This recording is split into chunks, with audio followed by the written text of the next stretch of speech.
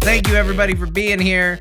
The greatest Wednesday Twitch internet wrestling show you can possibly find, hosted by me. Those are all the qualifiers I need to make it true. We got a great show for you this week, everybody. I say it every week, but just like last week, for the second week in a row, 2 titles are going to be decided. Once again, the Dragon Beef Championship up for grabs as part of the mandatory rule that states that if a WWE superstar holds one of Frog Wrestling's titles, they must defend it week to week. We are going to be opening once again today with another attempt to steal the Dragon Beef Championship off Cody Rhodes. Will we be successful this week? I don't know. We stacked the deck this week, though. It is going to be a triple threat match, so the odds are not in his favor. That's for sure. In addition to that, though, last week we had some shenanigans involving the Women's Championship, and while we're having triple threat match fun, I thought maybe we'd just carry that right on over to the Women's Division, because we are going to be seeing a triple threat match for the Women's Championship, and that match will include Rhea Ripley. So there is a chance, there is a scenario here, we call it the nightmare scenario, where Cody Rhodes holds on to his belt, and on top of that, Rhea Ripley wins the Women's Championship, and WWE holds 2 of the Frog Wrestling Championships by the end of the night. Will that come true? I don't know. We're going to have to find out. The first thing we have to find out is what's going to go on with Mr. Cody Rhodes. Is he going to continue to hold on to the gold? Is he finally going to cave to a stacked deck against him, to having to fight and defend the title week after week after week? That's what we have to figure out first, and that is exactly what we are going to do. The match I have for you today, you might have noticed we are going down the list. There was a battle royale to determine who would be the number 1 contender for the Dragon Beef Championship. That was won by Garrett. However, he did not manage to defeat Cody Rhodes. The second place winner of that battle royale, not that you can really call it a winner, the first loser was Varel Rasvim Kurik. He challenged Cody Rhodes last week, didn't get it done.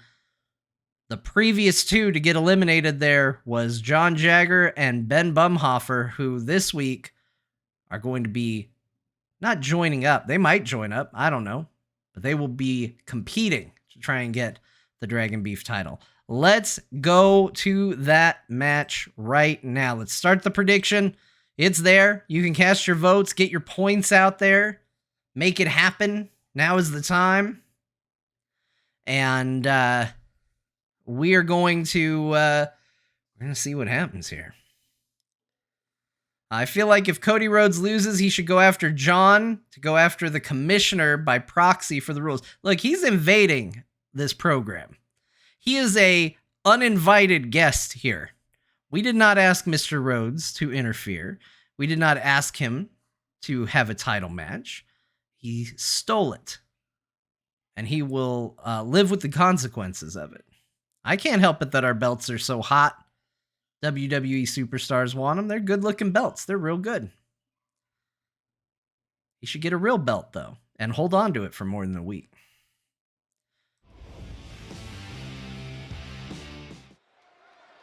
All right. It's been an interesting road. I almost am rooting for Cody Rhodes. Almost. Not quite. But you gotta appreciate an underdog. But let's talk about his competitor first. Before we get to that, let's talk about this man, Ben Bumhoffer. He actually held on to the Dragon Beef Championship for a very short amount of time. He held the title, he lost it to Kyle Ferguson in his first defense, and then tried to get it back when Cody Rhodes interfered and there was all that shenanigans, and he hasn't been able to get it. And you gotta know, Ben is looking to redeem himself. He is looking to get that gold back. This is a chance for him to do that.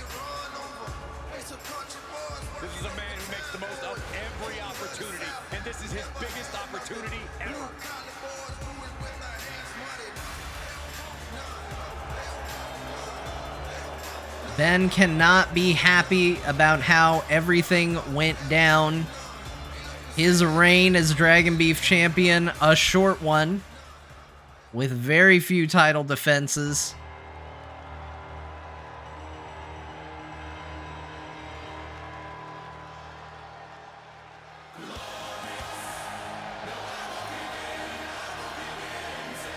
But speaking of having a history with the Dragon Beef champion, John Jagger, the first holder of the Dragon Beef Championship, just last week had to go up against Ben in a 2-on-1 handicap match when his partner Brian Dunaway didn't show up. Has since been kicked out of core.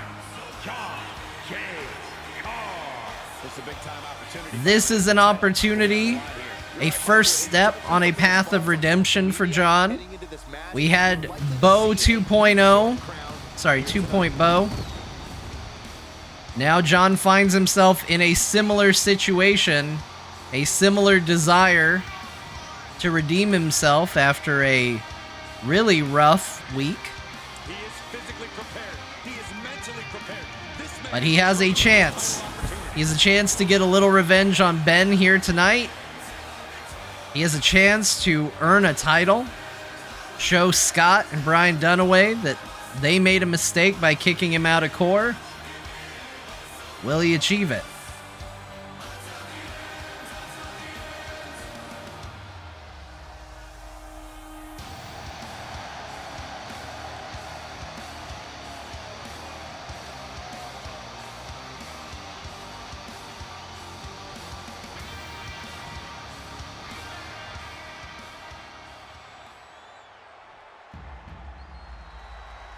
And despite their rivalries, their recent bad blood, they have definitely got to have eyes on this man. The current holder of the Dragon Beef Championship, the American Nightmare, Cody Rhodes.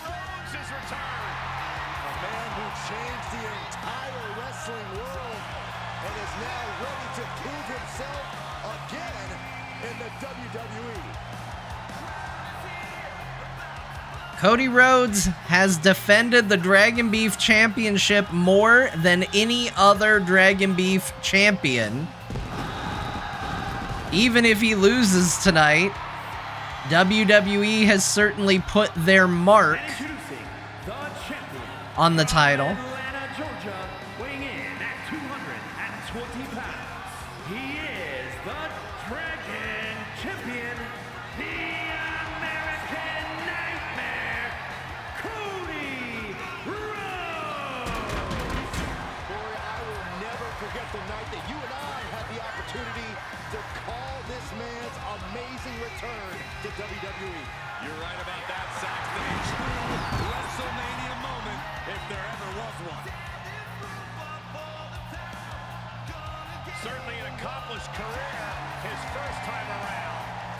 The deck is definitely stacked against Cody Rhodes. This is a triple threat match.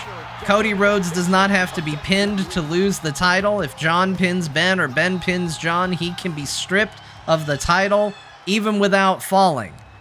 So there is no advantage for him in this match. But I also think you would be a fool to count him out, as he has defended that belt quite well. A lot of intensity on the face of that ref. Certainly feeling it.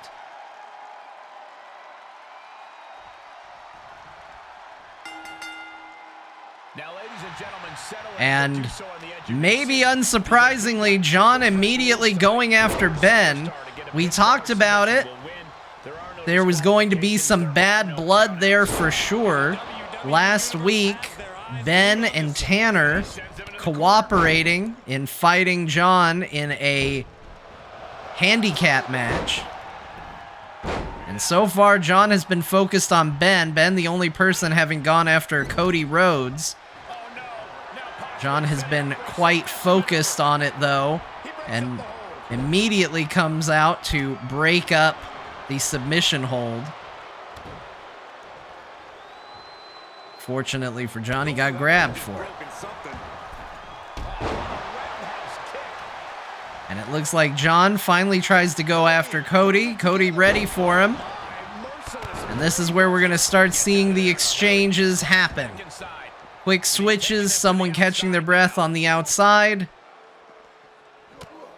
And probably not a lot of cooperation in a triple threat match. Triple threats are known for being unpredictable. How do you account for that in the moment?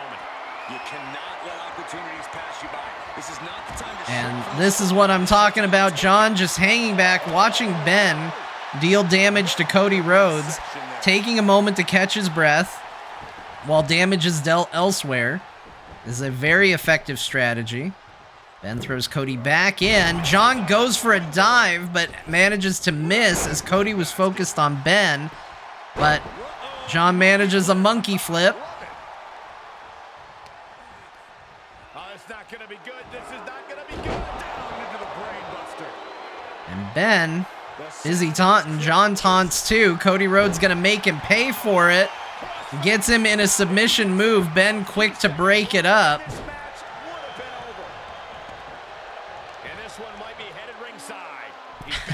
John's so small besides Cody, yeah. This game makes me acutely aware of how small I am next to my friends and next to anybody that is in the sport of professional wrestling at all.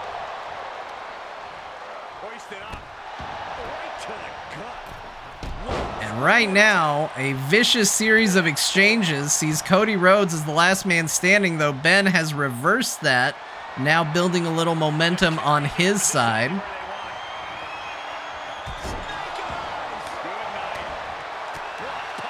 And now John building an offense against Ben.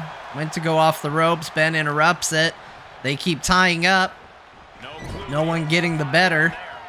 Till just now, John coming out slightly ahead, and he slams Ben's head into that turnbuckle. Cody Rhodes with a chair. And that's the big thing to remind you all of in a triple threat match. Anything goes, and right now John is getting the aggression of both Ben and Cody Rhodes. Won't last, but he has taken a lot of damage from that. Ben now armed with the chair, and he lands it. Big chair shot. This could be it. He has nailed Cody Rhodes with that chair. Cody kicks out at 2. Nearly it. John off the ropes, plants Ben, but Cody is ready for him. Gets him. Tying him up.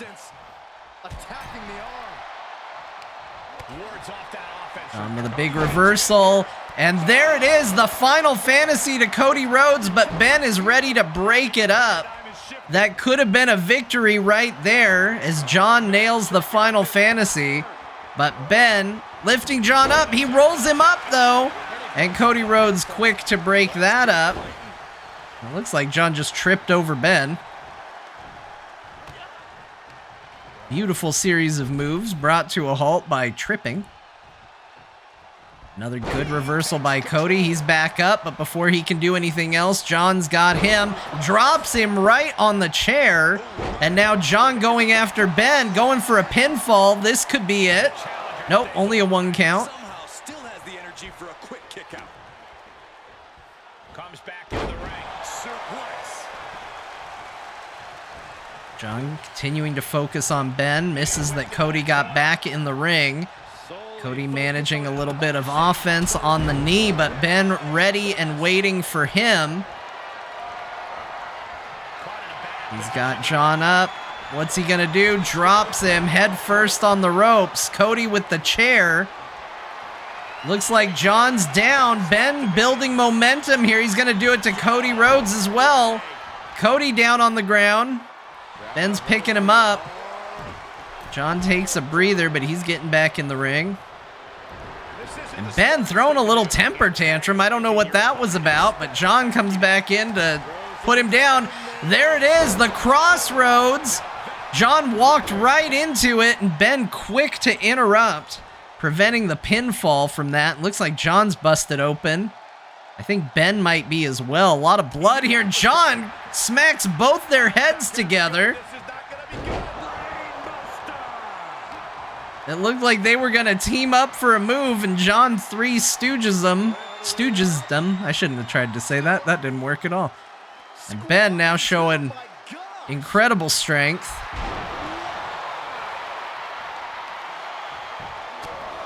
And a vicious series of punches.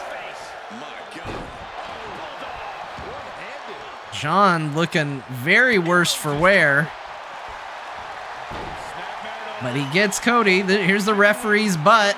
He goes into a submission hold for it. It gets reversed before Ben can break it up. Ben tries to launch an attack, misses, manages to catch John. John gets a reversal, but Cody is up. Ben breaks that up. And right now, they almost seem to be fighting over who's going to beat up John. Ben in control. John trying to catch his breath. Cody dropped on the ropes. John in. Knocks Ben down. Sizing each other up. Each one trying to get the upper hand. John off the ropes. And a collision. No clear victor. John dodges off the ropes. Nails Ben with a kick, but Cody is in and goes for a submission move. If John taps, nope, it's broken up by Ben. Chat room wondering when's the last time John won? It's been a long time. I even buffed him. He's still been a long time. He hadn't won in a long time. I don't know who voted for him, but I'm sorry. Cody Rhodes doesn't see John behind him, though.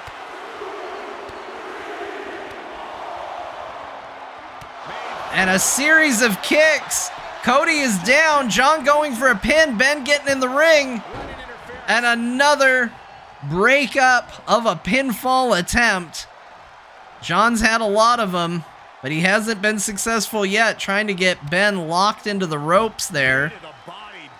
He knocks Ben down and gets him just before Cody grabs him, but Cody going up to the top and misses. John pulled Ben out of the way. Cody Rhodes misses, but he recovered quickly. And now they are fighting outside. And, oh, right onto the barricade, but Ben, with an unintended save. John's still in the thick of it. Could have taken a moment to recover. Apparently doesn't need it, but might now. Cody Rhodes hitting him in the back. Another submission attempt. I don't know why Ben is backing away. Ben not interfering with it. I think Ben might be grabbing stairs right now, but if John taps, Ben doesn't get the title, so I have questions about this attempt, but Ben waiting for a boot as soon as John escaped. I definitely question Ben's strategy there, but, oh, John thought he threw Ben into the ring. Ben didn't go in the ring, and John got thrown in as a big thank you for that.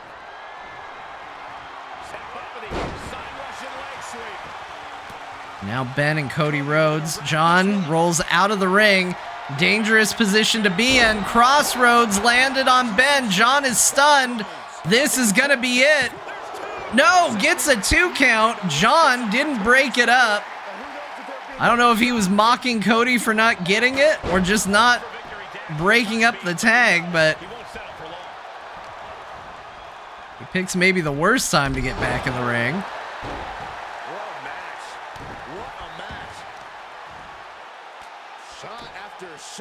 Ben outside of the ring trying to recover while Cody Rhodes goes to work on John. John with a reversal, though. Big punch to the head. John's got him up.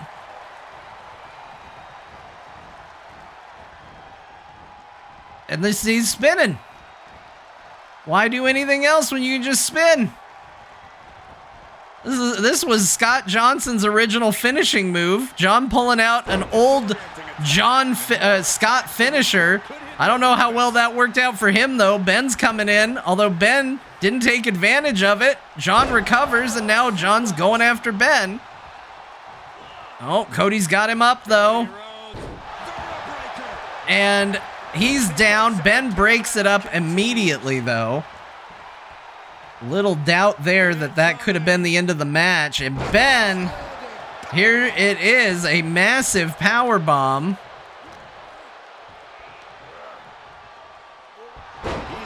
and just throws him like he's nothing.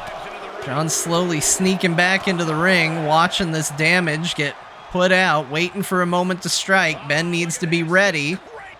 They definitely see each other. John watching. Cody's gonna go try and escape, and Ben ready for it.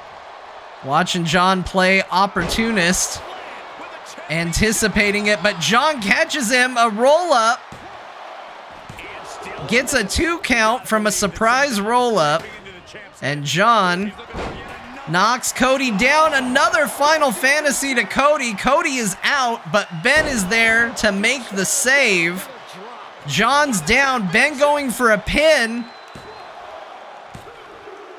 and gets the win. And Ben has stolen a victory. John knocked Cody out with the Final Fantasy, and Ben took advantage. And that is exactly the chaos that a triple threat match brings. But we have a new winner, a new Dragon Beef champion, and the belt is off of Cody Rhodes.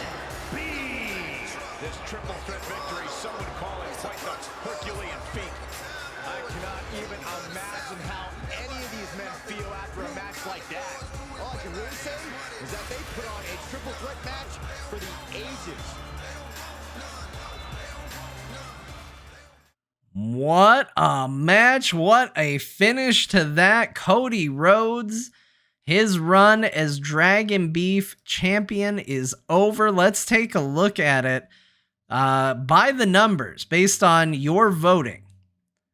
John Jagger favored to win that with 45% of the points backing him. In second place, Cody Rhodes with 39% of the points. And Ben, our winner, having only 16%. He's your victor. Congratulations on that. What an impressive match. And Ben, this is going to be bad blood there. First, Ben and Tanner get John kicked out of core after his team abandons him. Then John wins the match and Ben steals the victory. Sometimes you got to hit bottom before you can rise up, but John is certainly in a low spot, everybody. This is going to be interesting. We're going to have to see where this goes from here. I'm excited to see it. Let's get ready for our next match, a bit of a palate cleanser, if you will. We are just going to have an exhibition match between two fighters we haven't seen for a week or so. So let me get that set up here. Speaking of people that have been ousted from core, we are going to have a match of Marc Spagnuolo versus the other member of core that got kicked out, Beau Schwartz, who I believe has a new VR headset. It looks a lot like the old VR headset, but we'll see if it's more powerful for him. I don't know. Get your predictions in. We got Beau going up against the Wood Whisperer himself.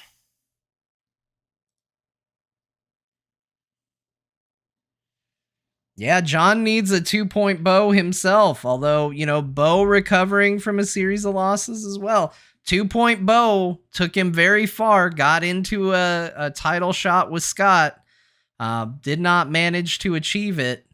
Beau has found his way back to where he needs to be. He's got to get some wins under his belt too. Same situation with Marc though. I think Marc Spagnuolo had a great showing out of the gate. Definitely a force to be reckoned with. Just comes down to the ring, does what he needs to do, gets in, gets out. But Marc has had a hard time leaving a mark in the matches. He's been in a lot of group matches. Hasn't exactly dominated. But now he has a chance to go up against Beau, who was in the title picture just a couple weeks ago. A win here for him would be huge. A big elevation of status within the division.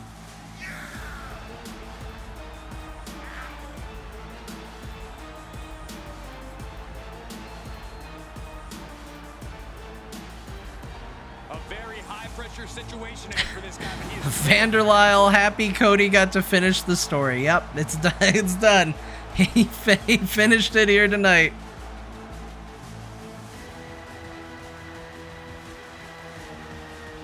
Hey, he held on to the Dragon Beef Championship a lot longer than he held on to that Tag Team Championship.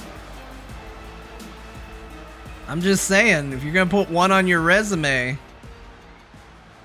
was what, a month he held the Dragon Beef Championship? That's a hell of a lot longer than a week.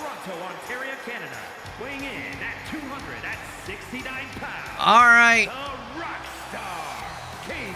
Beau 2.0 Beau himself coming down to the ring. Beau has had a storied history over the past couple months as well. Kicked out of core like John. Now got familiar company with that. Reinvented himself. Climbed all the way to the top. And unfortunately came up a little short 2 weeks in a row. His final match with Scott Johnson being a tighty whities in a Hell in a Cell match. Now Beau is looking to climb back up that hill, see if he can build the momentum back up.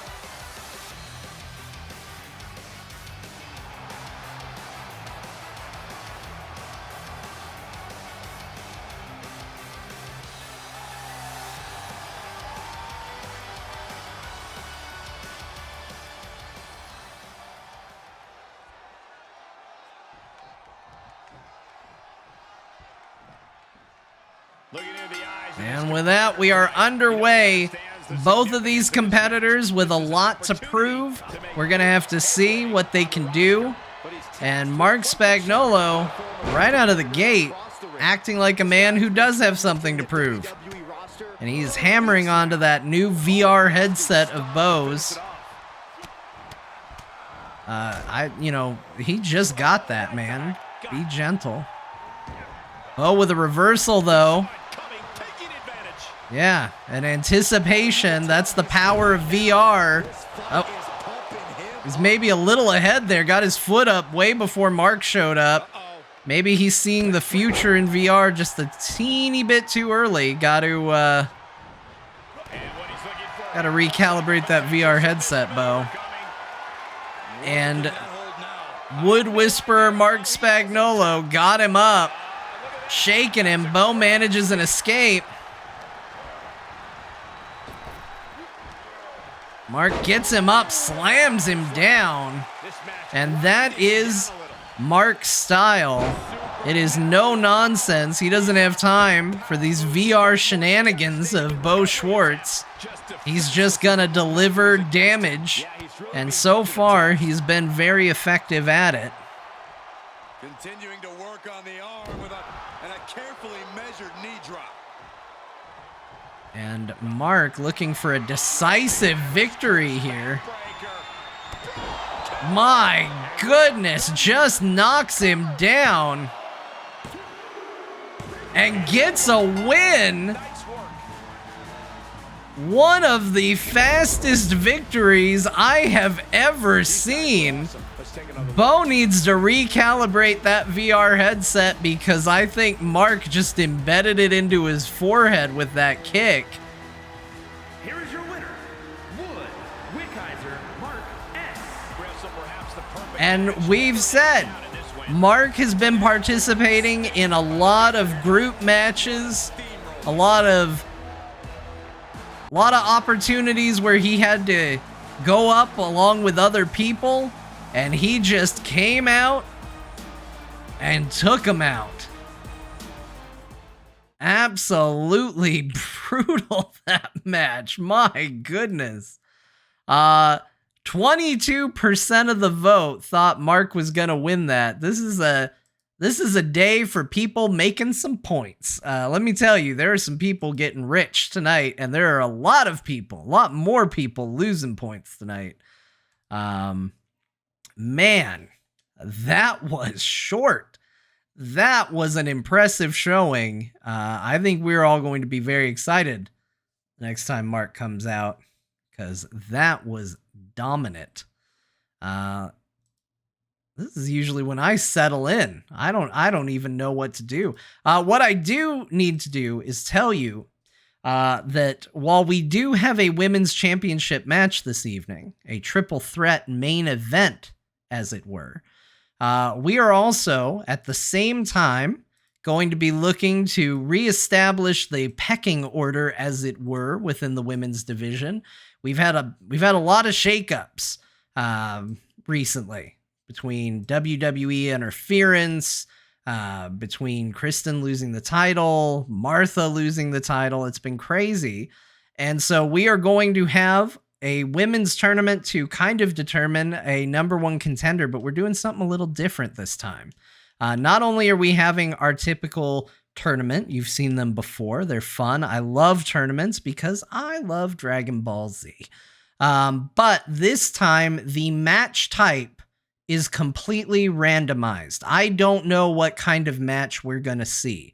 And that is going to eliminate, it's going to add a little chaos to this whole thing. You know, it might give some of the underdogs who haven't been competing quite as strongly as, say, Kristen, who held the title for so long and whatnot. It might give them a chance to really shine. And so our first match, well, let me show you the brackets for the tournament, actually. Let's do that. Ben just showed up. Everybody congratulate Ben. He's the Dragon Beef champion once again. I did all the work, Ben, but you capitalized on it, so congratulations. Not that I'm bitter or anything, but congratulations. All right, let's look at the brackets here. Let's see what we got. We'll hide this. So this is what we are going to be looking at for our brackets. Today, we're going to be doing the first two matches in this tournament. Fast Grandma versus Big Bad Kristen and Nicole Spagnuolo going up against Kim Johnson. So we've got two really strong opponents in Kristen and Kim Johnson, who have pretty much been the number one in the women's division and debatable number two or number three, going up against Nicole Spagnuolo and Fast Grandma, who are still looking to kind of make their mark. If Marc's any indication, keep an eye on Nicole. But keep in mind, too, that the match type is going to be random. So there is no guarantee that these match types might not favor the underdogs a little bit. So I don't think it's as easy to guarantee you know who's going to win these matches. So let's get the poll up for the first, which is going to be Fast Grandma versus Kristen Ashton. I expect that no matter how many times I tell you that it is a random match type, you all are still going to vote for Kristen. And you know what? I genuinely can't blame you. So it's where we're at. I don't know. Oh, okay. It does tell me. It tells me once I start the match. So I do know the match type. I guess I can tell you. You're going to find out before the betting timer is up anyway. It looks like the match type drawn for this match is a tables, ladders, chairs match. The very same match type that cost Kristen the title.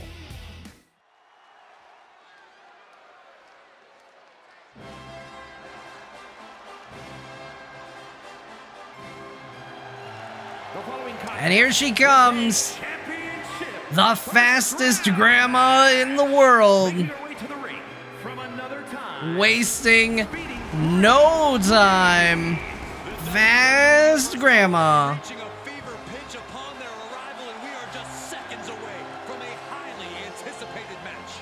I feel like this is the fastest intro, and then she's fighting the slowest intro. Really? You got a Meta Quest ad after the Beau match? That's hilarious. That is actually extremely funny, and I love it.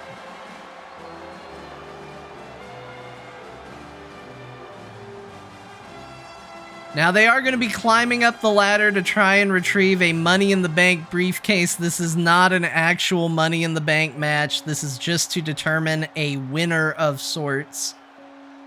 Again, the match types are all varied and randomized. We don't know what we're going to get. We could get a traditional table match. We could get a Hell in a Cell. We could get a cage match. In this case, we are getting a TLC match, which I do actually think gives Fast Grandma an advantage, because even though Fast Grandma I don't think has won a single match yet, and Kristen has barely ever lost any matches, one of those losses was in a TLC match. It's definitely not her type of match.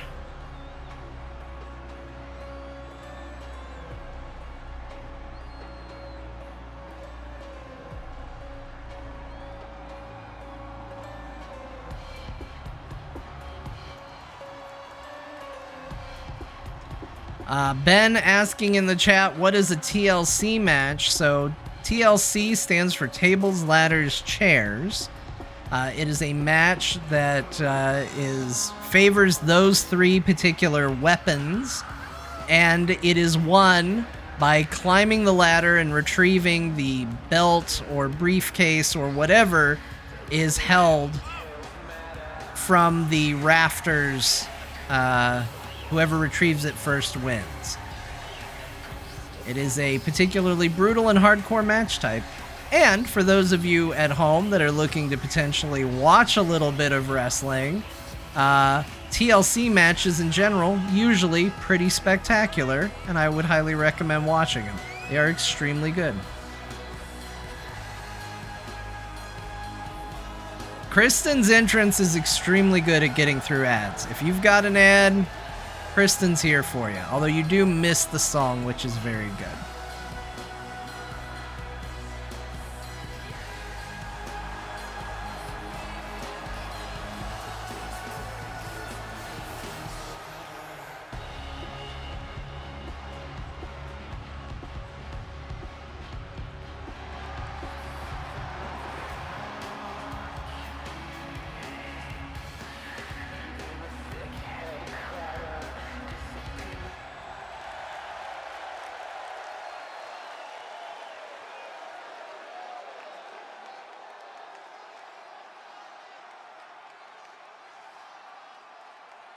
And I don't know if we could get two more different characters than Fast Grandma and Kristen. Fast Grandma, though, coming out the gate appropriately quickly and immediately going after Kristen, then going after a chair. Although maybe using that speed to a disadvantage, as instead of hitting her, she ran up a little too quickly, got grabbed. Kristen in control. And Fast Grandma sneaking up behind, although very quickly. I'll tell you this. I'm amazed at how often Fast Grandma, the AI character, tries to do things quickly, because that's not something you program. It's not like the game asks you, hey, does this character want to do things real fast? It's just a weird thing that the AI got right. Fast Grandma's fast. What are you going to do? Right now, Fast Grandma going after the ladder and uses it as a weapon, this time ready for Kristen.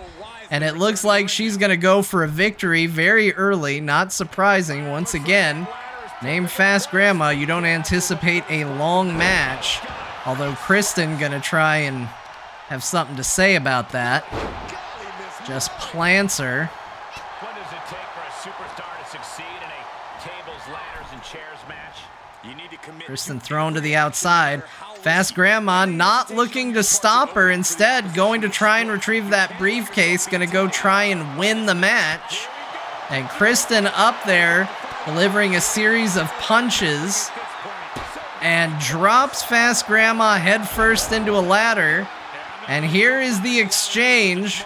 We now have Kristen trying to get the belt, or I'm sorry, the briefcase off that.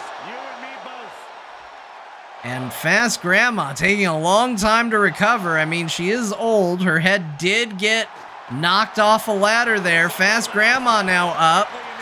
Now she's delivering a series of blows to Kristen. Kristen reverses Fast Grandma's head once again into the ladder. Another reversal. Now Fast Grandma in control. Kristen toppling. Kristen falls. Fast Grandma still up there, gonna go after that briefcase. And Kristen decides you're not gonna get the ladder at all. Brings her down. Fast Grandma damn near had that match won. Kristen just took out the ladder to prevent it. And now grabbing the chair, the C in TLC. Crowd chanting for tables, which have not played a factor yet in this match. Might not get an opportunity to. This match nearing an end. Fast Grandma running after Kristen. Kristen dodges.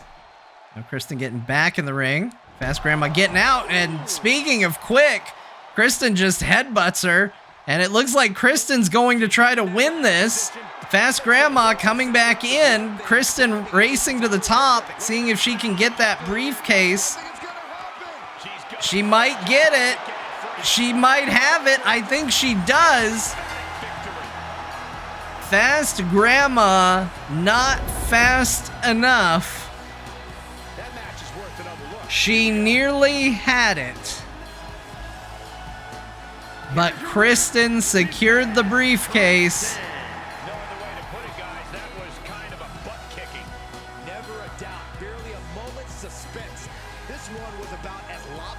And in a night that has given the underdogs a lot of points, this one, 88% of you thought Kristen was going to win this one. And she absolutely did.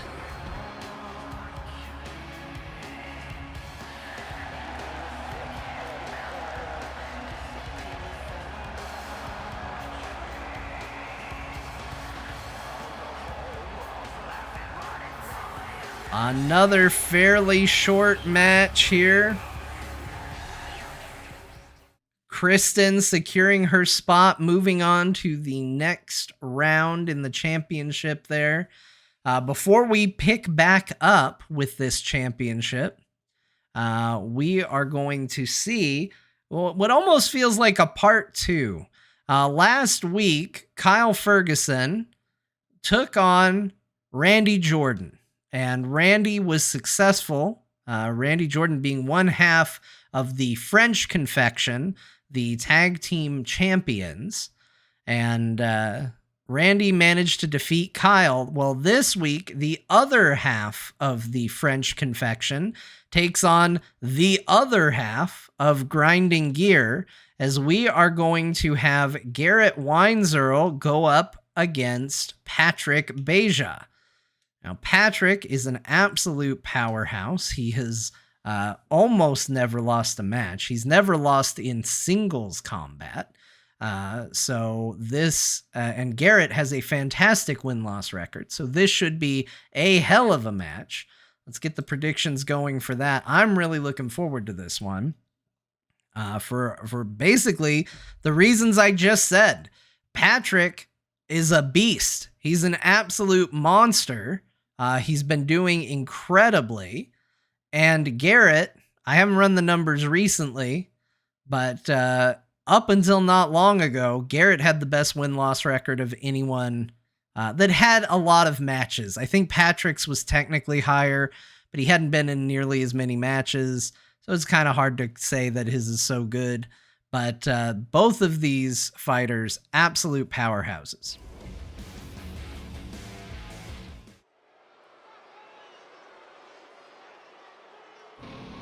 And of course, Garrett is also going to be looking to get a little revenge for his Grinding Gear brother, Kyle Ferguson. who was defeated after a brutal fight with Randy last week. The following contest is scheduled for one fall. Making his way to the ring, representing the Grinders from Orlando, Florida, weighing in at 234 pounds, Garrett Weinzierl.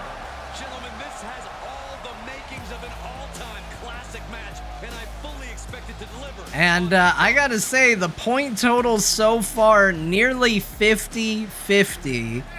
An absolute testament to how evenly matched in everybody's minds these two are. Both of these fighters, incredible wins. Garrett, most of his losses have come at the hands of champions. Patrick, almost every loss he's had has been in some sort of group match, kind of like what we talked about with Marc earlier, where it hasn't been one-on-one. He hasn't had a chance to fight fair necessarily. He's in perhaps the best shape of his career, and he will need that with the competition level this high. And the points now starting to creep up a little bit in favor of Garrett, but could still go either way.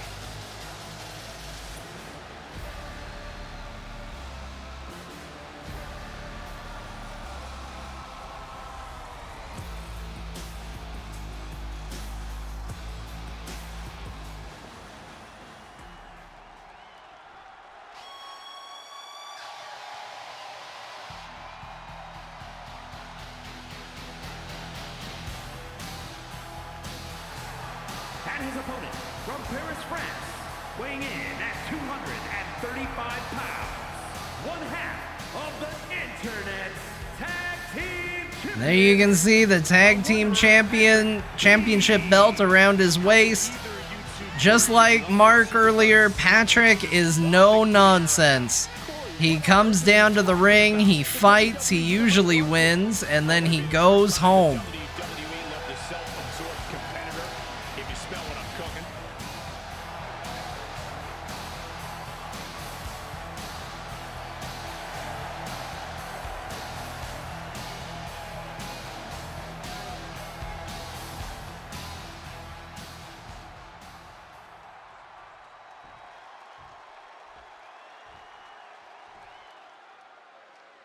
And we are underway. And Garrett out the gate with a lot of aggression. But it is very early, and Patrick, well known for bouncing back. I think Garrett is going to need a strategy of heavy aggression to have any hope. Although Patrick already knocking him down, talking a good deal of trash. Garrett with a reversal, though. Jumps, manages to land it. Oh, man, a little extra luster behind that kick. And Patrick, we've talked about it. Everything Patrick learned to do in the ring, he learned from playing Street Fighter. I don't know who does that in Street Fighter, but it clearly has taught him well. Garrett kips up, though. Says, if you want to take me down, you're going to have to try harder than that. And Patrick says, happy to oblige. And just throws him. And this is the aggression we've expected to see from Patrick. The no-nonsense aggression.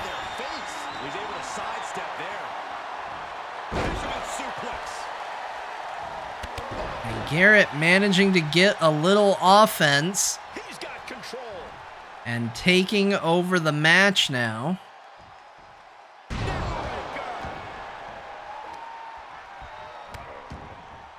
Now Patrick on the back foot, and Garrett showing off that that aerial ability. He's a high flyer, high risk taker. It pays off more often than not. And it's a interesting style clash here to see Patrick's no-nonsense, aggressive style meeting the fancier footwork of Garrett. Massive effort to overcome the pin attempt. Punishing their opponent. Just strikes him down. And you can see the aggression building. This is what we're talking about. Although a reversal into a roll-up only gets a 1. Patrick back up, dodges an aerial attack from Garrett. And the biggest danger that Patrick is going to... Oh, right on his tailbone. The biggest thing Patrick needs to look out for is the A move. Garrett's finisher has put away so many people. He lands it very effectively. And Garrett dives to the outside and pays. That's what we mean when we say high risk. That can be very costly. Don't know if the risk was worth it. And he gets set back into the ring. Patrick gets him back in the ring. And here we go. And there it is, the A move. Garrett waiting for him the second Patrick entered the ring, but Patrick manages to kick out. And that is exactly the scenario that has put away so many other competitors. Garrett likes to taunt his opponent, lure them into the ring, and land the A move as they're coming back in. He's got a roll up, gets a 1 count, and right now Garrett trying to wear Patrick down. Patrick trying to recover after getting hit with the A move, and now trying to get momentum. Although he's gloating, he shouldn't be. Garrett off the ropes, putting him in his place. You gotta pick a better moment than that to taunt your opponent. Garrett picking up Patrick. And now Garrett's lecturing. A lot of lectures going on. He dodges Patrick's attack, doesn't hit him too hard. I don't think either of them really came out of that very clean, but Garrett's still finding time to talk a little trash and bash his knee into the ring there. And he's going up top. He's planning something from the top rope. And he's watching him. This could be it. And a huge power bomb. And Patrick kicks out of that too.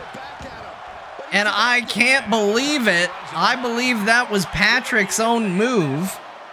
I think Patrick has put people away with that move. Patrick climbing in, Garrett taunting him, and Patrick says, "You want to see me do my worst? Here it comes." I don't think I agree with that taunt from Garrett, who's getting very arrogant on this, although he has certainly backed it up so far. Although I cannot believe the amount of moves that Patrick has kicked out of. He's kicked out of the A move, he kicked out of his own finisher, and he's kicked out of about 2 surprise roll-ups. Patrick with his first pin attempt, and nearly gets him. And that is a testament to the strength of Patrick.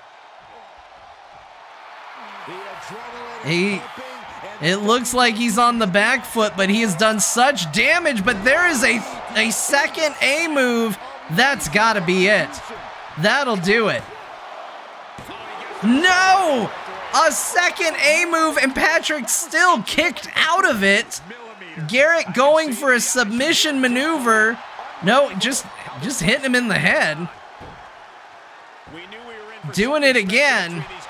And I cannot believe that Patrick is still fighting. Garrett not letting up, chases him right outside of the ring. And Patrick still fighting through it.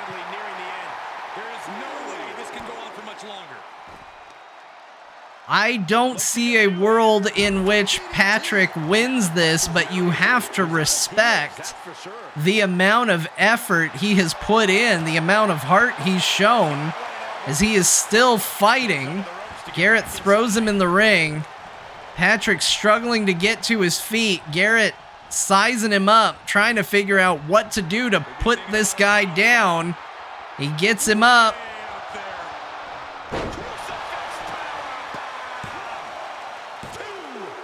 And that finally does it. A massive win for Garrett Weinzierl, putting Patrick away. But my goodness, did he have to climb a mountain to do it? The inability to quit from Patrick is just staggering. I cannot believe it. I can't imagine a world in which they're not proud of that win. This victory is exactly the kind of statement I knew he wanted to make here. This was a message from him to the entire WWE Universe.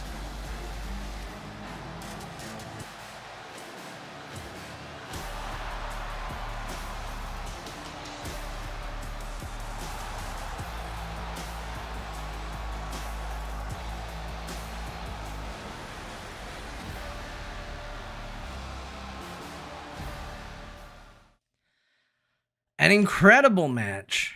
What a match. I'm blown away both by Garrett's performance and Patrick's. Man, you know, sometimes you lose a match, but you walk away more impressive even having lost than you did. And I gotta say, that's kind of how I feel about Patrick after that match, because that was a hell of a match. Absolutely incredible. We are now going to return to our women's tournament with the final match from the first round of the tournament happening now. Once again, this is a singles match. We're going to have Nicole Spagnuolo versus Kim Johnson, but the rules of the match, the stipulations of the match are randomized. So I don't know what kind of match they're going to have yet. We're going to find out right now live. We're going to go to it and we're going to see what kind of match it's going to be. Let's do it. Let's see what we got here. So we have Nicole Spagnuolo going up against Kim Johnson in a tables match. So in this match, anything goes. First person to put their opponent through a table is going to be the victor. Now, Nicole's husband, Marc, just had a dominant victory earlier tonight. Let's see if she can follow suit. Kim Johnson, of course, like I said, one of the heaviest hitters in the women's division. When you talk about the tiers of who runs the women's division, I feel like the top three always in discussion is Kristen, Ashton, Dearest Martha, and Kim Johnson tends to be the top three. So I would say Nicole definitely an underdog here, but the tables match is a bit of a leveler. Highly anticipated matchup. The competitors in this one have been waiting all day to get their hands on each other.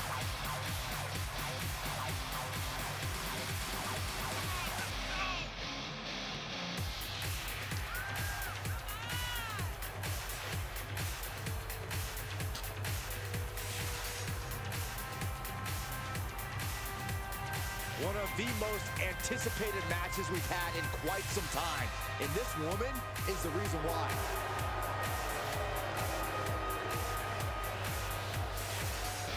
Hollywood Nicole, as she is known. Her recommendals, always a little bit of pain. Here comes a true superstar. But she definitely is going to have her work cut out for her. She is going up against the Mississippi Queen, Kim Johnson. At the commentary table, I have wanted to call this match. I cannot wait to finally do it. Kim made her debut in a women's tournament. Wound up winning the thing. So her history in this style of match, well documented. I don't believe she's ever been in a tables match before. So hard to say how that will impact her, but She certainly knows how to get a reaction, and she'll get an even bigger one. there is absolutely no doubt that she is one of the strongest competitors in the women's division. Right now, prediction points favoring Kim slightly, though still very 50-50. I think definitely a testament to the type of match. Moves on to the next stage of this tournament. And whoever goes through a table first is the loser. There will be plenty of tables around the ring to facilitate such a thing. Oh my God, this is unique. And Kim dealing out a lot of damage. Again, it's still always a good idea to hurt your opponent. A hurt opponent is easier to put through a table.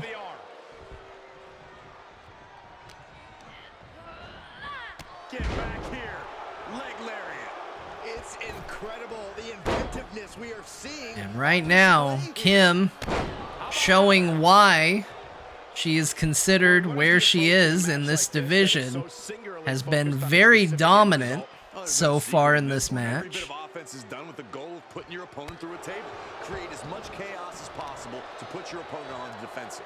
It's all about the chaos. A competitor could be so focused on defending against a mounting offense that they become And distracted I don't know if I feel like Nicole hasn't had a chance to stand up as Kim continues to run from rope to rope, dealing damage, and she rolls right outside. Kim, this is a tables match, but Kim immediately pulls a chair.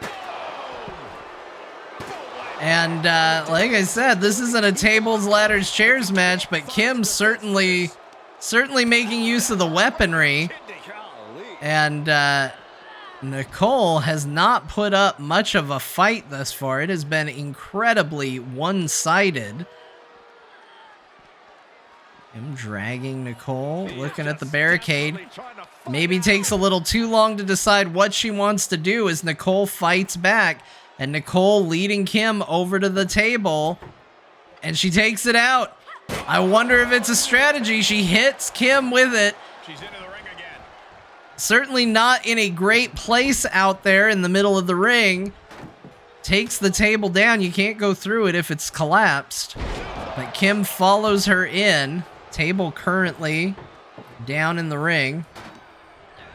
Cole fighting back, trying to use the existence of that table as a distraction, and now using the corner of it as a weapon. Oh, nice deep arm drag. And Kim trying to get back in control of the match.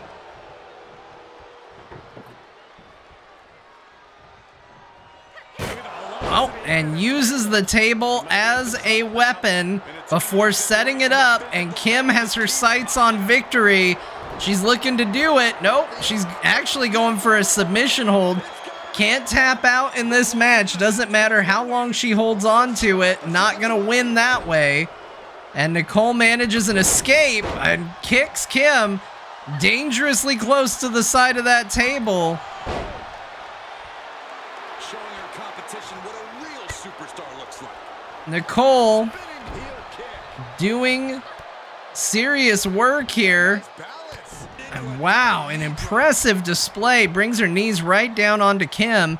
And this is what I mean. It can turn around so quickly when you're dealing with a tables match.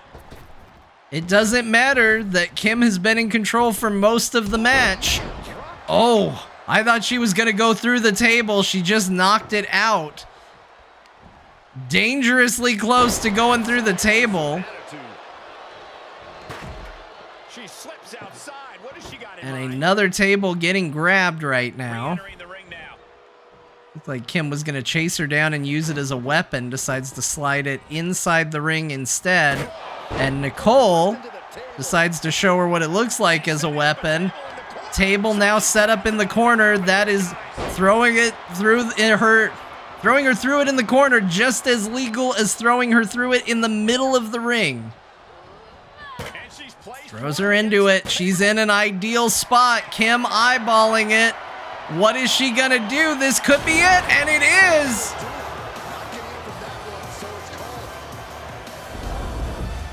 And Kim Johnson moving on. Lots of potential for this to go another way. Here's your winner, the Queen. But so far, in our first 2 rounds, it has gone exactly as you might have predicted. Kim and Kristen moving on to the next round where they will meet.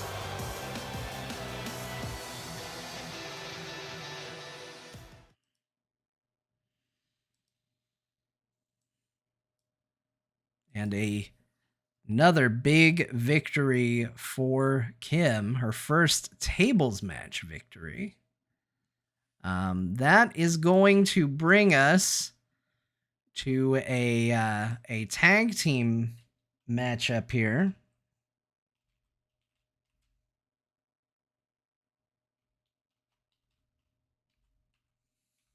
Had to just change something. I realized I had double booked a wrestler on tonight's show. I had to fix it real quick on the fly, as if nothing happened. All right, let me find it here.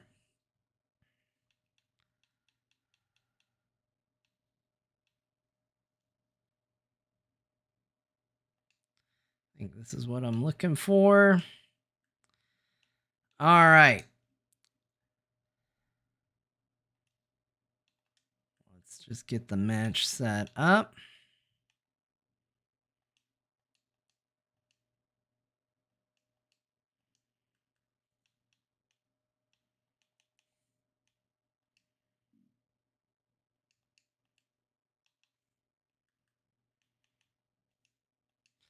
All right. We have had a bit of a rivalry as of late between Core and the Mod Syndicate. And while last week Brian Dunaway and Scott gave John his Core retirement notice in the form of letting him go to the ring to face off against Tom Merritt and Ben by himself, it by no means has settled the beef between Core and Mod Syndicate. So tonight, we are going to have a tag team matchup as Scott Johnson teams up with Brian Dunaway to go up against Tom Merritt and Tanner Goodman of Mod Syndicate. And keep in mind, we recently announced that from now on, all of our tag team matches are going to be tornado tag elimination style. So this is going to be the first one of those, reflecting the new method in which we do tag team matches. So just bear that in mind as we get going on it. I'm going to go ahead and get the match started here. And so in this case, it is going to be not just a tornado tag, but it is going to be elimination style. That is the one modifier. Basically what that means is that once one person is pinned, the match is not over. Just that wrestler is eliminated, and the match will continue until one full team has been eliminated. Now, it quickly turns into a 2v1 once someone's eliminated, so usually it spells disaster, but you never know. Crazier things have happened, and does give an opportunity for a bit of a comeback, even after a pin. So we will see how that goes. And Scott definitely looking for a little revenge after being out injured at the hands of the Mod Syndicate. Has cleaned up his house, as he puts it, and now is looking to clean up theirs.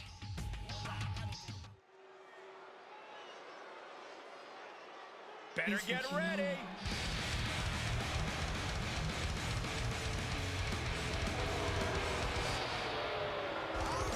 The foe is an elimination match. On the way to the ring, at a combined weight of 505 pounds, the Core. And Scott has definitely made his presence known since returning. He has been participating in plenty of matches and has not been defeated once since coming back. He's put his title on the line numerous times. Has done quite well. Brian Dunaway also been on an impressive win streak. Famously recently got called out by John and ended up winning that match. They are ready for battle. Also won a Elimination Chamber match. He's won both that we've ever had.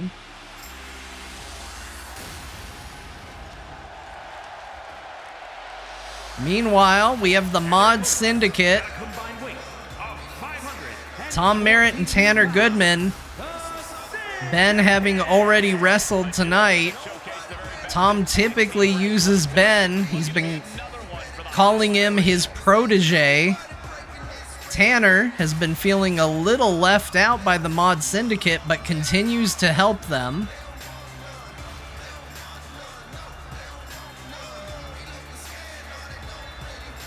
There has been plenty of speculation as to whether there is bad blood in the Mod Syndicate, as Tom's support of Ben has certainly shifted focus from him, but he has continued to fall in line. And if there is bad blood between them, I don't see it.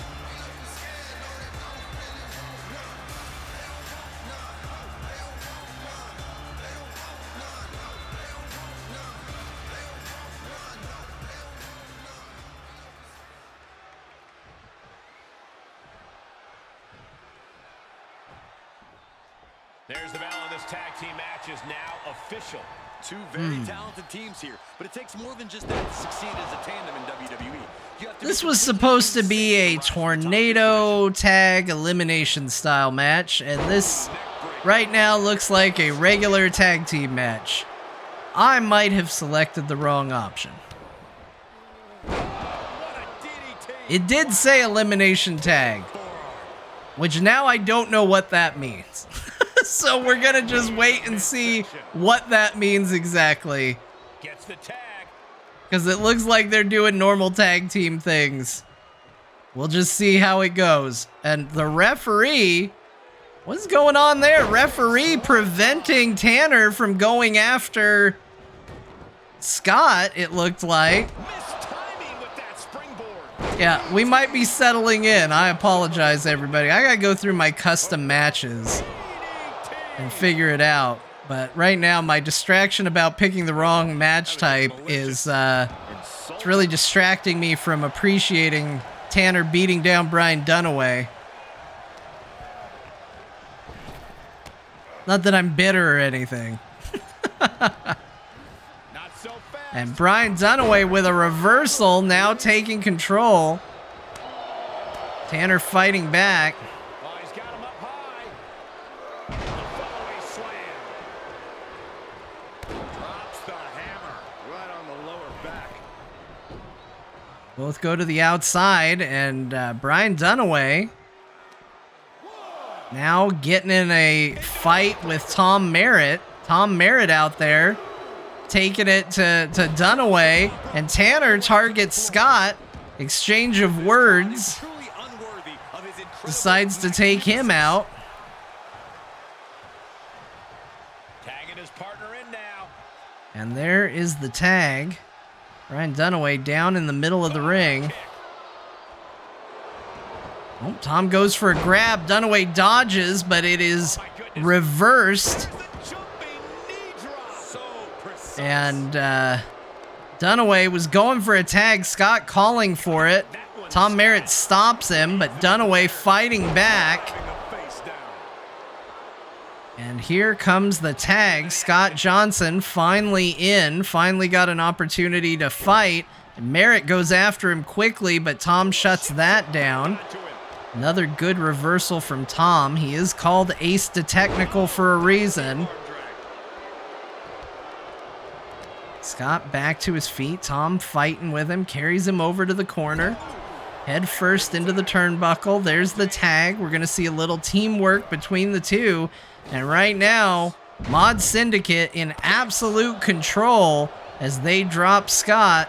And Tanner now going after him. Nasty stop to finish it off. Drops the hammer right on the And right now, Mod Syndicate, way more impressive, though. Scott with a good reversal, trying to get out of there. Sees a window, knocks Tom down. Scott trying to fight on two fronts here and was momentarily successful before he got stopped by Tanner, who's going for a pin. And there's the interruptions that caused us to change the rule. There it is. That's where it happens. This style of match, as part of the reason we changed it, heavily going to favor submission maneuvers, which is going to favor slightly Tom, who I believe has more than anyone else in the ring, although I believe Scott has a pretty good one too. And my goodness, Tanner going to finish him off right there. Dunaway manages a kick out. Scott didn't even get in the ring to help. Scott just watched it. Merritt in now. And right now, all the momentum is behind the Mod Syndicate. If Core was looking for revenge tonight, they're going to have to look a lot harder because Mod Syndicate is firing on all cylinders. Tom Merritt just mocking Dunaway as he crawls for the tag. And Scott in. And sometimes you get what you asked for and you regret it. That's got to be how Tom's feeling right here. Setting up neck breaker position. Oh. And Scott has just such a disrespectful style. Tom going to the outside. Scott just leaps over the ropes, takes him out. Decides to visit the outside of the ring. Tom throws him back in. Looks like Dunaway has finally gotten back up. Tom has been a great foil for Scott. Scott is so commanding in so many of his matches, but Tom is so good at reversals and playing against him. But as soon as I said it, Scott reverses and shows that he knows Tom just as well. No! Tom with yet another reversal, and the momentum swings back in favor for him. And Scott gets dropped. Tom mocking him. And there's the tag. Dunaway coming in, and Court getting dismantled. Dunaway building a little momentum, though. He finds it, goes for a pin. Only a 1 count off of it. Nobody coming in to try to break that up. And Tom drops Dunaway with a DDT off the top rope. And Scott is down. This could be it. Dunaway gets a kick out. Can you imagine how much escaping that pin must have cost him? I can. These are the moments where you really find out how tough you are. Just dished out his most devastating offense, and you gotta be wondering if he's thinking. And Dunaway going after both Tanner and Tom right now. Oh my gosh. And Dunaway going crazy on Tom Merritt on the outside. He needs to focus on the person he's actually fighting, though. He's dealt a lot of damage to Tom, who's not even the legal man, and now Tanner is in control as a result. Dunaway trying to fight two opponents at the same time. Not that anybody else would know what that felt like. And right now, a submission move on the outside, trying to get Dunaway to tap. I don't know if he's allowed to tap out there, but the count is at 6 currently. There's 7. Dunaway trying to escape. We could see a count out here potentially. They're at 8. Dunaway trying to get back to his feet. Dunaway back in the ring. Tanner makes it back in too at 8. A long 8 count. Getting dangerously close. Dunaway waiting for Tanner back in the ring. Finds a little momentum. Finding a little fight left in him. And Dunaway sizing up Tom. Clearly doesn't trust that he's not going to get involved. And a huge kick to Tanner. Tanner bleeding now from that kick to the face. Collision. Tanner now taking back control of the match. And there is the pin attempt. Scott is going to come in. He's going to break up that one. He and Tom both go back to their corner. Tanner eyeing Dunaway. Wants to do something. Here it is, the banhammer. He drops him with it. Goes for another pin. They're in again. Only gets a 1 count. And Tanner eyeballing it again. Tom Merritt just throws him in the ring. I feel like there was maybe a miscommunication there somewhere. Tanner looked like he was ready to go. Tom Merritt threw Dunaway back in the ring, and Tanner changed his plans, tagged him in instead. Series of brutal kicks from Tom levels him. And Dunaway needs to get out of there. Scott fairly fresh. Dunaway struggling at this point. Dunaway fighting back.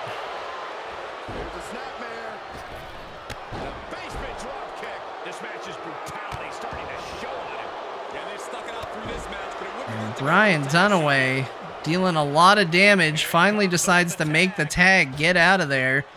Probably a smart move. Scott coming in very fresh, and it shows. And just a series of disrespectful stomps to Tom Merritt's face from Scott. And he's got him in a sleeper hold. Tanner coming in to break it up.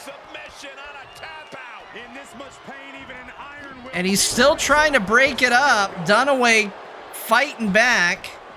And now Scott making Tanner pay. And he slams him down, and Scott taunting Tanner. I believe Tom is the legal man right now, though. Though Scott currently going after both of them in equal measure.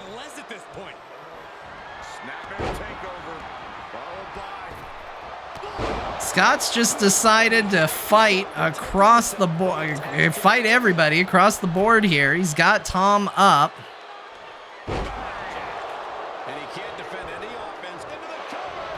There's a pinfall. And Tanner watched it for a while. Did decide to come in. Tom Merritt kicked out on his own accord, but certainly watched for a little bit. We said we wonder if there is any bad blood between Tom and Tanner. He certainly watched that pinfall for a while. Tom Merritt back in control, plants Dunaway, going for a pin. And Dunaway kicks out at 2. I couldn't see. It looked like Scott tried to come in. He certainly wasn't in a hurry.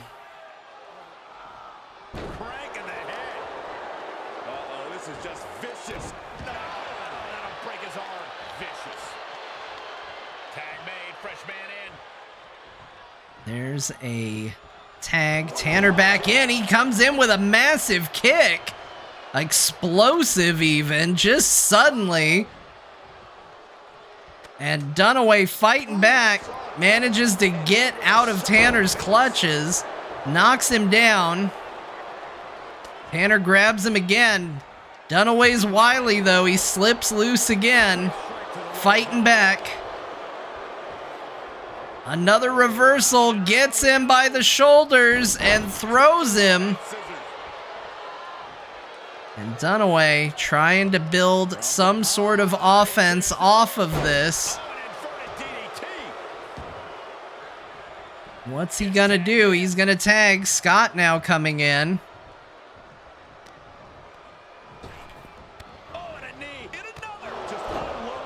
And Scott just drops him. Tanner with a good reversal though. He's taunting Scott, tells him to get up, tells him to fight. Scott answers maybe quicker than Tanner expected, but he misses with a punch. Tanner misses with the follow-up though. A series of dodges, and Scott is back in control. Tanner back in the turnbuckle here. And another tag. Working together. Great teamwork from Scott and Dunaway. A huge kick. Tanner's crawling for a tag. He gets it. And here comes Tom Merritt. Dunaway spent a little too long gloating, and Scott spent a little too long watching Tanner.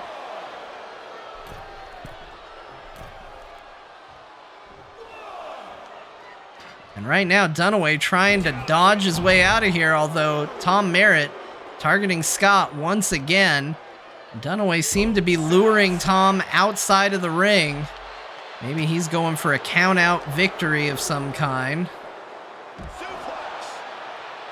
Scott down on the outside of the ring. Tom Merritt currently in control. And Dunaway dropped right on his head. And Tom Merritt's going after Scott. Thinks better of it when Scott turns around, though. Definitely looking to take a opportunistic attack there.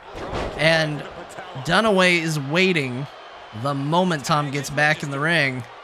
And we have double tag, two fresh combatants. Tanner comes out swinging and goes for a pin immediately. Only a 1 count, definitely early. Didn't seem to be any fear from Dunaway that that was going to do the trick. And drops Scott on his face. Gets a 2 count, and once again, Dunaway a little slow getting in. Tom Merritt on the outside, unconscious, I believe, which is why we haven't seen anything from him. Tanner calling for it, thinks he's got Scott in a good position, levels him. Scott with a reversal, though, now in control, gets back to his feet. It looked like Scott was going to go for a tag. Tanner quick to his feet, though, going after him. And what a move. Scott just dropped. There's the tag. Scott's waiting for Merritt as he comes in. And Scott immediately takes control of the match. Deconstructing the knee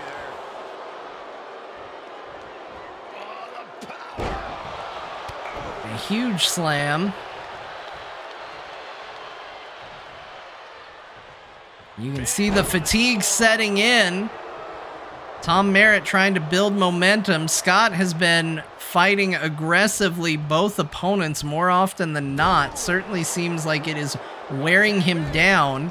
And a much needed tag as Dunaway and Scott Johnson working together there for a brief moment. Dunaway now back to being the legal man in the ring.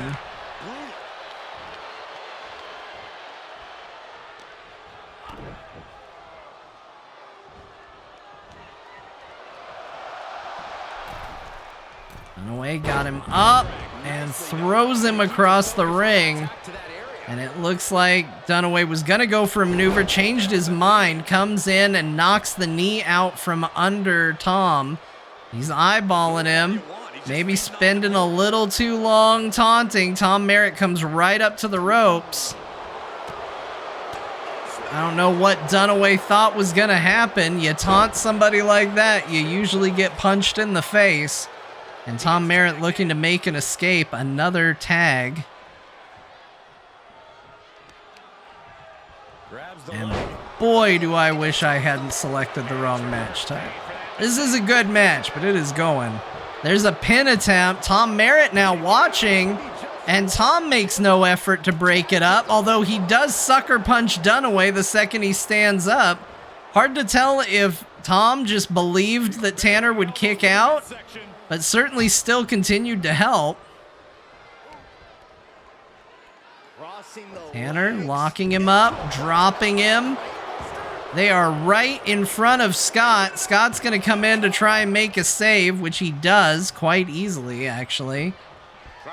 Dunaway back to his feet, although Tanner gets him right back up, drops him right back down, and Scott is back in again. Another interruption in the count, and Tanner is doing everything he can think of to try to keep Dunaway down, but he has got to do something about Scott if he wants to try to get a victory here. And it looks like he realizes it. He knocks Scott off the ropes. Goes for a tag. Scott quickly back to his feet, though. Scott doesn't stay down for very long. And Tom Merritt now coming in to see if there's anything he can do to Brian Dunaway. Dunaway reeling right now, trying to find some sort of strength. Referee nearly got taken out with that. And now Tom Merritt is going after Scott. And Scott taking a lot of stray shots. Dunaway ready for him, though.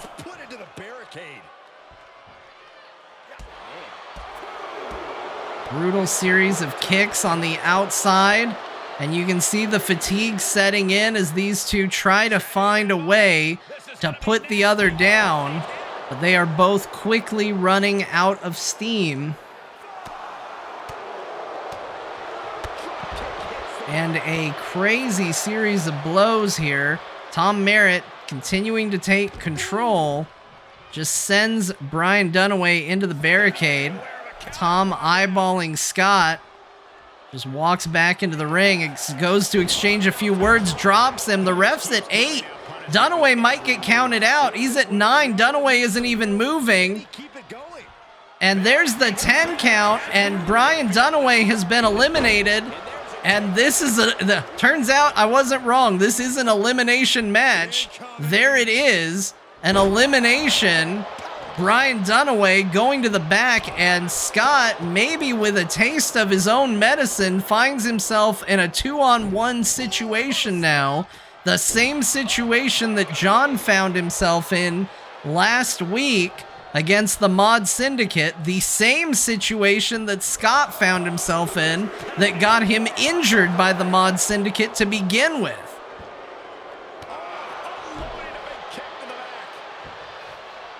And the Mod Syndicate clearly smells blood with that elimination. They are ready. Any pinfall attempt on Scott is not going to be saved at this point. They are free to pretty much do whatever they want.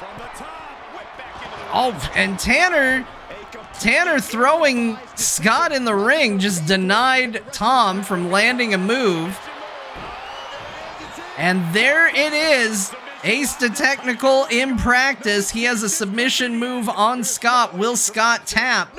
Scott has to know the odds are not favoring him. He got hurt last time, but he is not going to give up. He reverses. Back suplex, no. Driven down. And Scott building momentum, trying to fight out of this. He has found himself in the worst situation he could possibly be in. But he lands the TMS. There it is. It has put so many people away. And there is Tanner making the save. The TMS dropping Tom, but not enough when you've got an ally in the ring. And Tom with a reversal. He's going to try and get out of here. Tanner coming in, and Scott mounting an impressive offense, but at a certain point, the numbers are just too big of a factor, and you can't fight against it.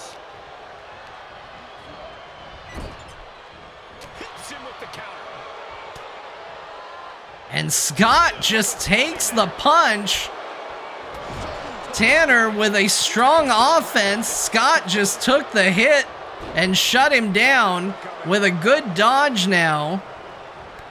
And it's impressive what Scott is pulling off here, but I still don't see a path to victory for him. Hoisted way up high. This is gonna be bad. Crucifix powerbomb. And Tanner looks hurt. Going for a pin. He's at the other side of the ring, but I don't know if it's gonna matter. Oh no! Scott had it. Tanner grabs the rope for a rope break. Tom Merritt didn't come in to save him. Ref gets slammed into. He's all right. A little intense, but he's all right. And I thought Scott was going to even this with that. Did Tom know that Tanner was going to grab the rope? He has made efforts to break up pinfalls in the past, but he watched, and Tom Merritt just let Tanner get eliminated. We just talked about it. He had helped break up a couple pinfalls. Tanner had saved him. And Tom Merritt just watched Tanner get eliminated and then came in aggressive. And we now have a 1v1. A tired Scott versus a somewhat rested Tom Merritt fighting on the outside. Tom wants to do this right. He throws him in. See Tanner just sitting out there. He can't believe it. And Tom Merritt's calling for it. The Omega verdict. Scott dives out of the way of it, though. And now Scott eyeballing Tom, sizing him up, waiting for something. Scott daring him to get up. He gets up. The TMS to Tom. And Tom kicks out. Scott nearly did it. He nearly pulled off a 2v1 scenario, but Tom survived it, and another reversal as Scott tried to get the TMS again and missed. And Tom is back in control. Scott fighting back, though. Huge punch to Tom. I think Tom's bleeding. And he gets Tom in a submission hold. He has it locked in, and Tom taps. And Scott has done it from behind. Scott pulls out a victory. And as chat says, Scott to John, see, this is why you're out of core.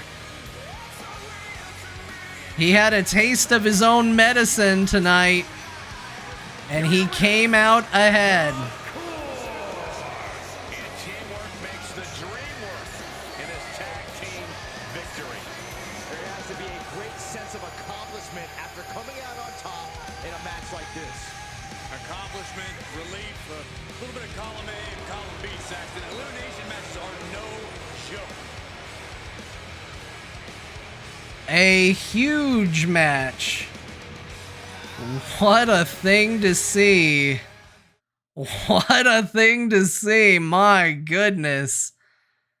Oh man. Guys, Scott matches usually aren't that good. I don't usually, I mean, he kind of has to go on at the end usually, but I usually, it's usually a bit of a letdown. That wasn't even our main event tonight. We got one more match. Holy hell, that was crazy. That was a good one.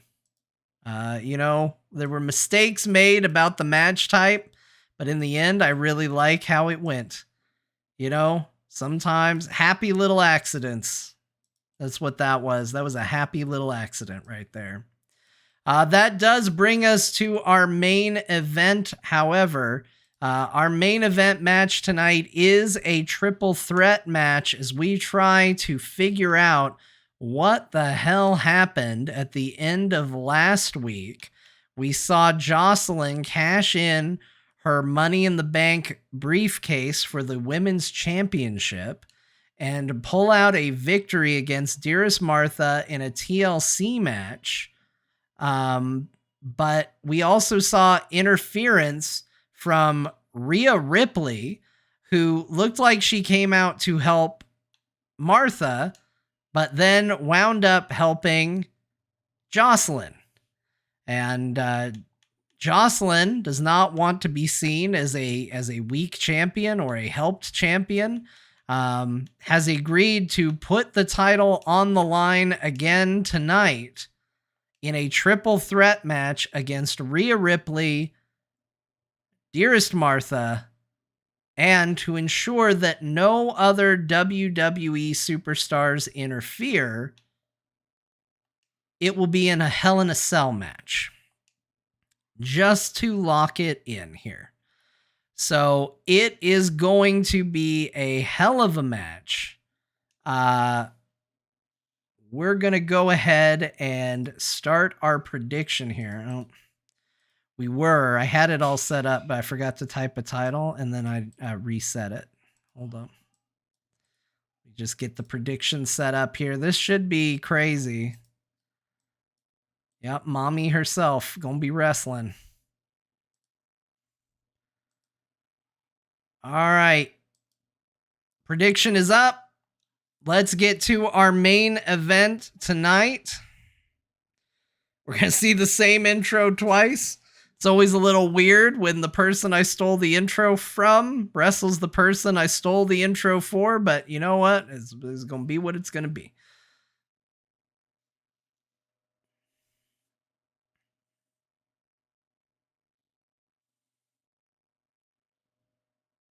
Let's just get this up here just so you can see what we are dealing with here. This is going to truly be Hell in a Cell here.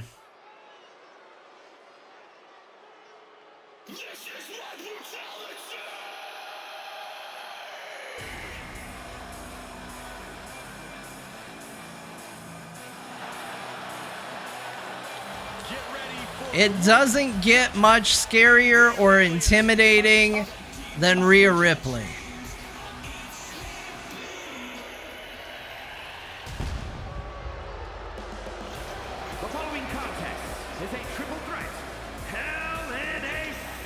And while we got the title off of Cody Rhodes, there is a decent chance we are going to be seeing a lot of Rhea Ripley in the near future because she is a dominant force for sure. And it would be a little bit silly to bet against her, though she is going up against two strong competitors.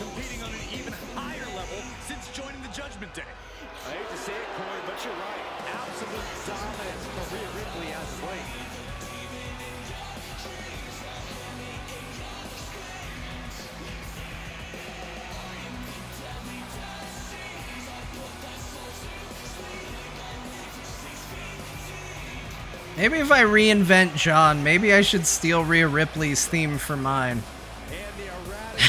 I already gave the entrance away, but I'd steal the song. Also, John would look weird doing this entrance, but I'd steal the music. One of the best competitors in the women's division.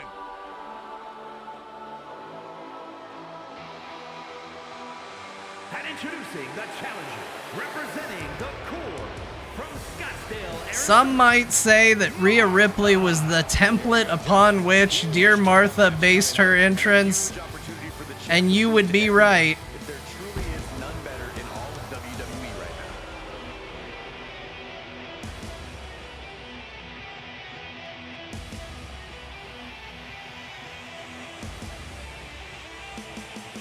now. We are certainly going to see a fight of epic proportions. Thank you, Zero. I do think it looks better when Martha does it. Thank you.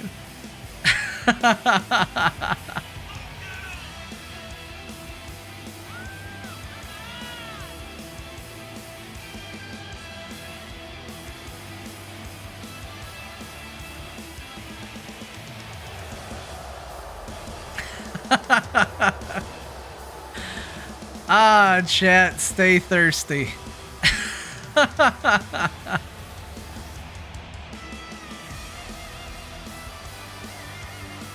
And I think there's a lot of attention on Rhea Ripley and Martha for good reason. Rhea Ripley, easily one of the most dominant women's competitors in the WWE. She is a WWE Women's Champion. Martha, one of the most dominant female wrestlers in Frog Wrestling. And meanwhile, they are going up against Jocelyn Kearney, who does not have the same win-loss record. She doesn't have the same track record. It would be easy to consider the champion in this case the underdog in the match. But there's no denying that she won the Money in the Bank match. There's no doubt that she won the title. She did these things. So you may turn around and say, well, she hasn't won as many matches as Martha. She's not as well known as Rhea Ripley. And you'd be right. But don't forget that she has been winning big matches ever since she debuted. And I do think it would be silly to completely count her out of this match. Cements her as one of the great champions of this era.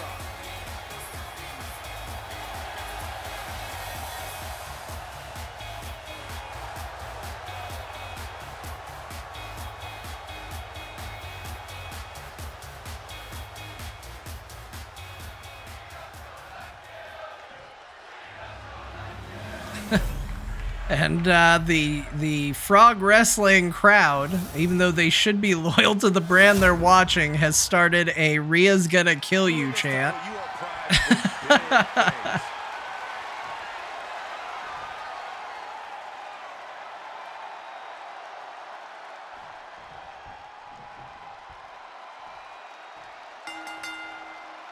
And with that, the match is underway.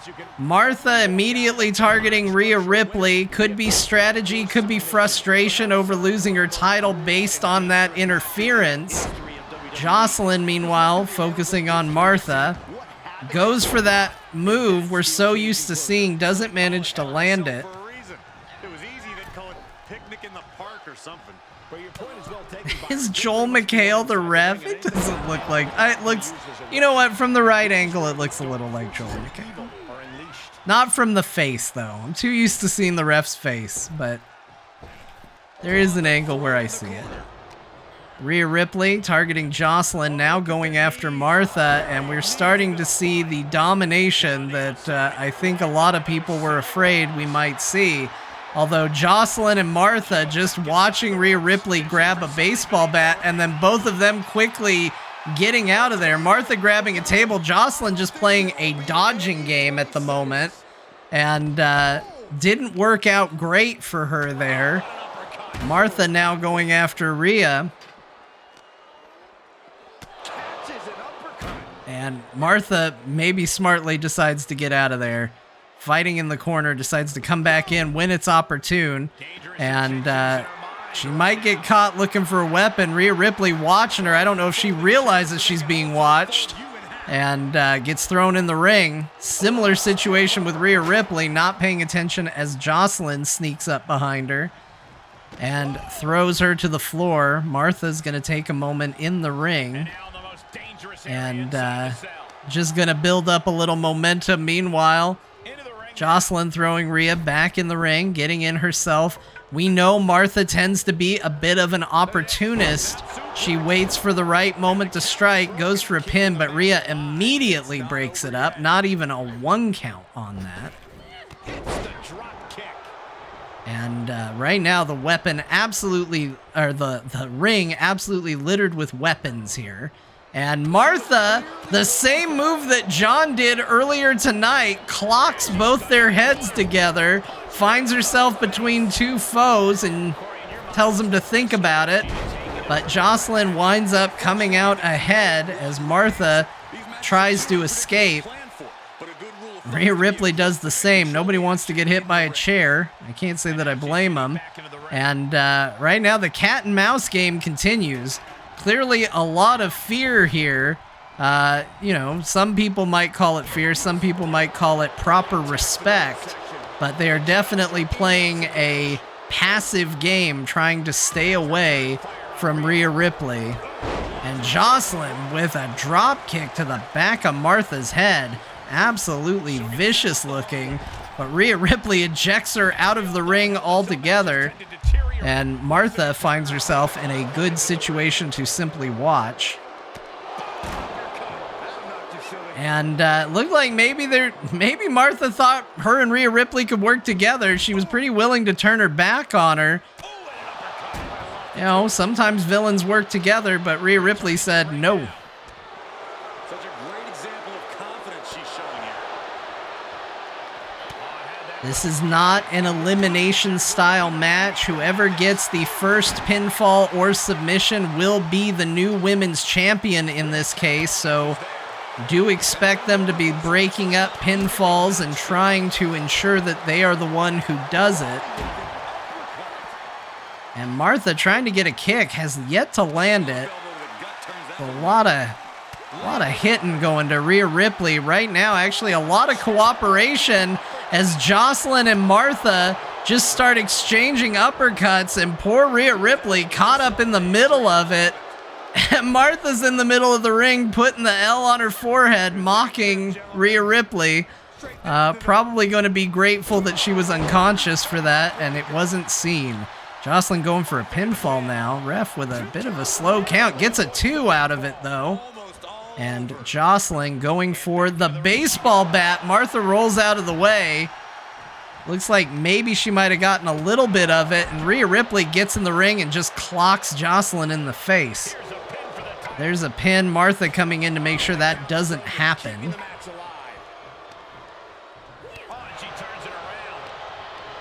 Now Ripley going after Martha.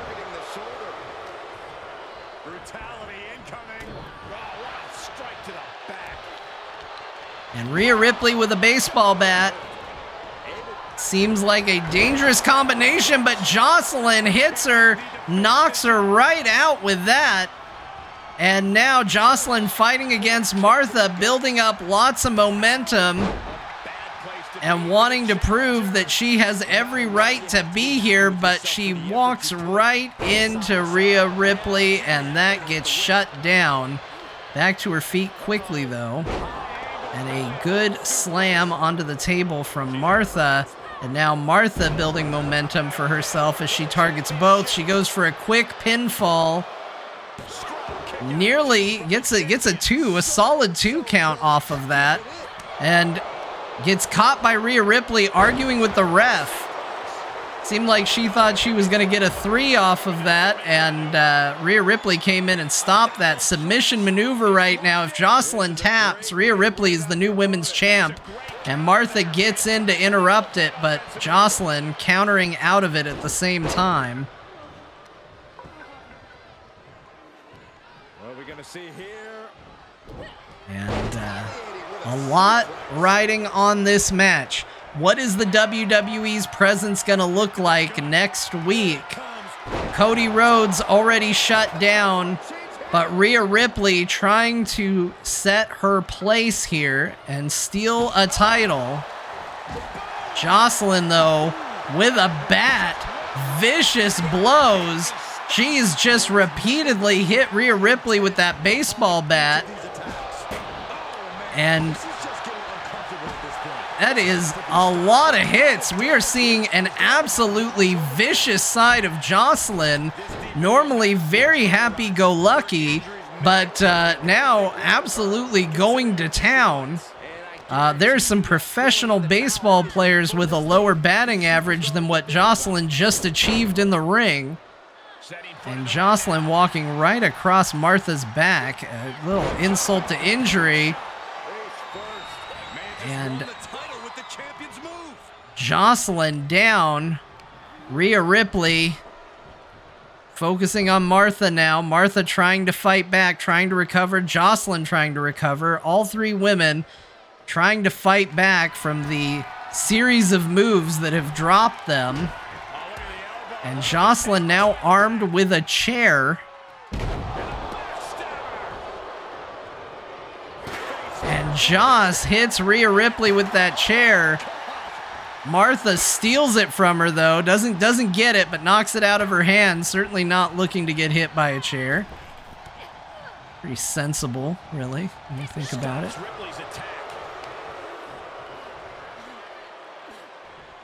And we're seeing some cooperation now as Jocelyn and Martha work together, albeit very briefly, as Jocelyn now targeting Martha, and she is establishing a lot of dominance, although here it is, letters home.